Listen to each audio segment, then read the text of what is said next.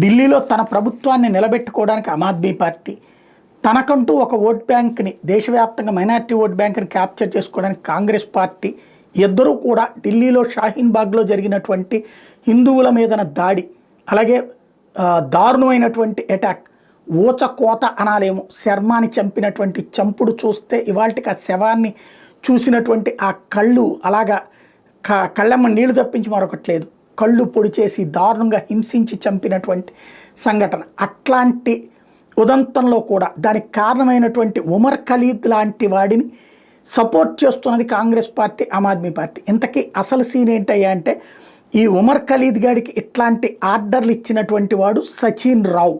ఈ సచిన్ రావు అనేటటువంటి వాడే దీనికి సూత్రధారి. ఈ సచిన్ రావు అనేటటువంటి వాడు ఒక వాట్సాప్ గ్రూప్ క్రియేట్ చేసి దాంట్లో ఈ యాంటీ హిందూ రైట్స్కి ప్రోత్సహించాడన్నటువంటి తేలింది. ఇప్పుడు వాడు రాహుల్ గాంధీ దగ్గరికి పలు దఫాలు కలిశాడన్నటువంటి పాయింట్ మీదన కొత్త చర్చ సోషల్ మీడియాలో నడుస్తోంది.